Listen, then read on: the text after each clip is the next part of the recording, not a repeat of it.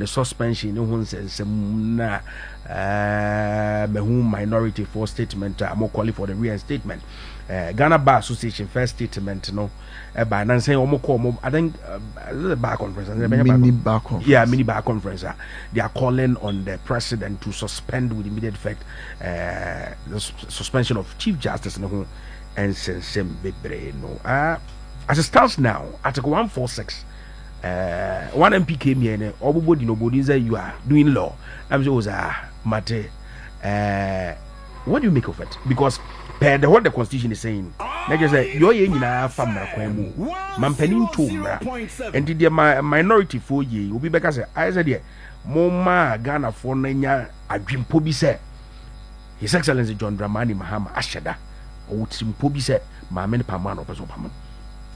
See, say, who didn't command within the if a person is vindictive, it has to be a vindictive and present the court. I say that's a meme. Very mean. Very mean person or a meme. Me ohutri po. Sanity. When you akai enipa miensano atro dia or the comma makai. We one kasa maiki kra we are the age me anim. The busa say ye wa. Ka be kan say santro dia miensan ya omotro de bayi. E begina so amwa kasa wo suspend the Chief Justice. Edu tem ya we your man chichire no ho ye de abro emim ye pesemim kumunya se bi o ben fie na yakọ o be so sanye manyina ehre sanya wo si pe no o be gaso the article 146 sure ye adwuma ntie ye 1466 ye adwuma tie o so committee money ade se bi I will not doubt the credibility and integrity of Nipa almost could determine the prima facie case. Sure. It is hard to know who say Bibu was a mammy ya no idea with me. So you must say maybe we heard a post of Samija if you attributed to him about say 31. Yeah. Nipa Driasa. Yeah.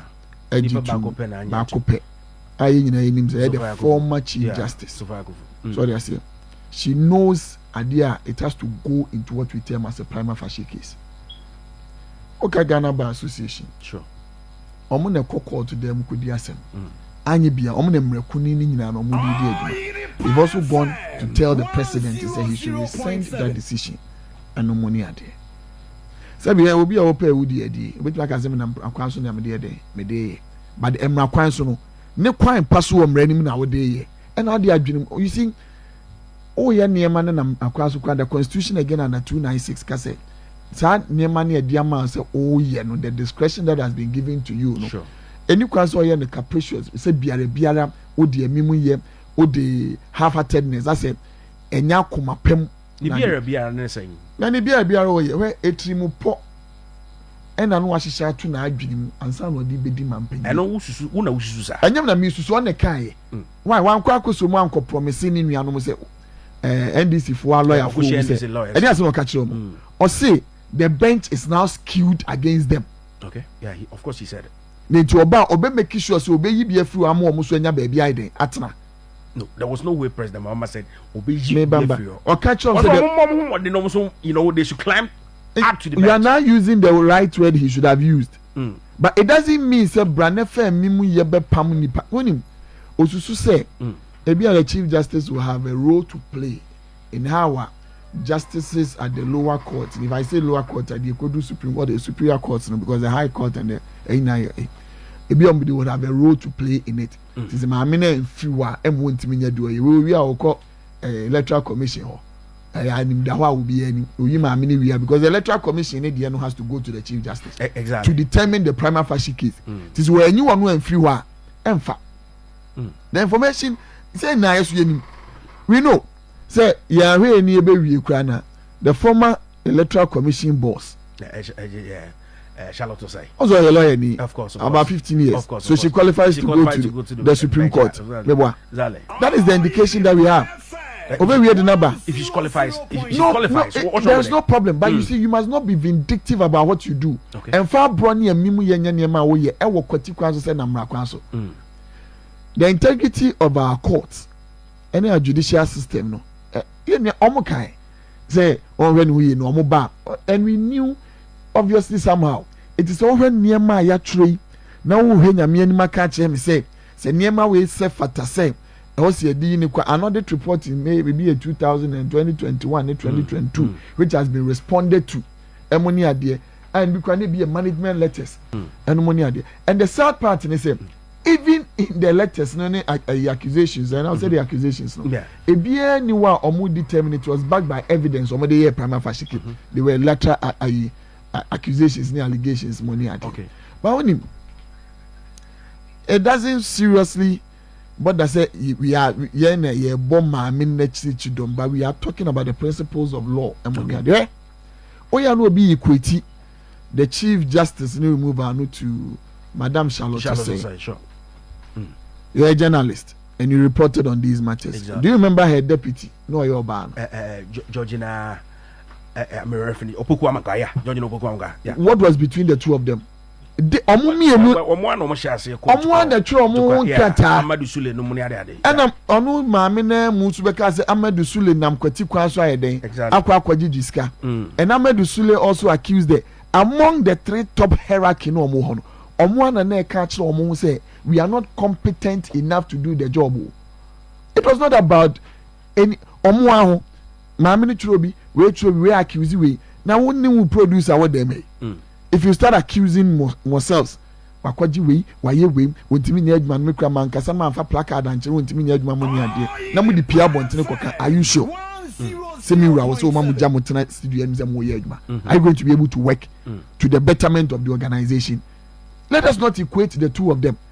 And you see, because guys Attorney General acquired press conference guys people are saying he should go to court to court, but he's not in a hurry to go to court. We know what he intends doing. It's a matter of tribunals or personal setting. There's no problem with the tribunals. It's our constitution. Exactly. But Trimupa, what they bet here, because the tribunal, the evidence, the weighty evidence, and the approach of evidence, money are there. No, Mira, and this said the Oko High Court. Sure. And this said the even Oko Circuit Court. And this said the Oko Magistrate Court. And I know a public trial on person babe or setting up tribunals, no, or Ninko for Google so. Or when the Babetina so, you see, Kunya Assembly Hall.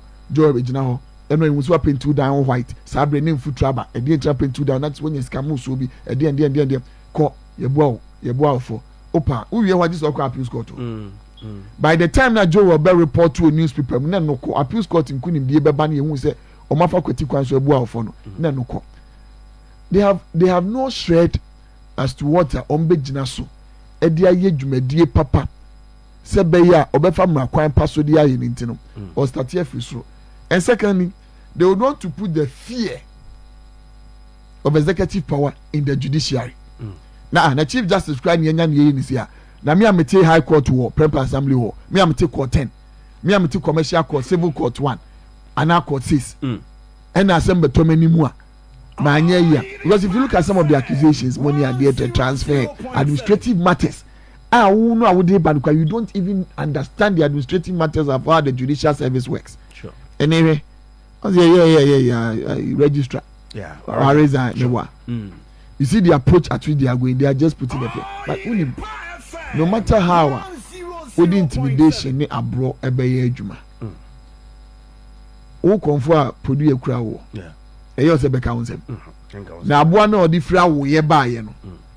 Then she na napon kono odi free awo ye wu no na ne podua ne tua no to wo be fa na association be council enfie na ya kwantu a wutuo abro she wutimi you want to intimidate every who dey say who is abro she president me say enfie na dia ma abro she wutimi abro you are ready to dismantle every single thing that this country has toiled to build and when you abro and you are starting the judicial an equal arm of government. I believe that there should have been a clause the same way that would affect the executive, so that the Chief Justice can set up a 3-member committee of so that they would also determine a prima facie case rather than going through that whole of say yankoto about parliament when you are put to test and sign and you can impeach the president. If this approach, the same thing they come up president, are you sure that this country would have lasted? Let us not go that angle under the guys say yeah the man I believe say would also call for a constitutional amendment. Put the same article 1 1466 ni bi no under Abesho the amount the presidency. One of the things that 146 no of course there are constitutional amendments don't you think that Emra Emma Kwame chief justice who's a more harder and I make misbehavior and other things. What is so who determines misbehavior? Who determines misbehavior? Who determines misbehavior? What they determine? And it's subjective. Exactly.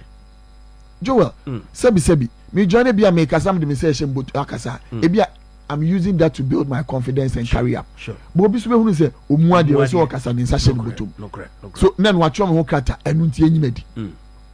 Just because you could not have your way. 100.7. And you emra de ultimately sanon say what them also dem ran na o pass sa no no mu nkotra as the chief justice what the law says. I just usini trust.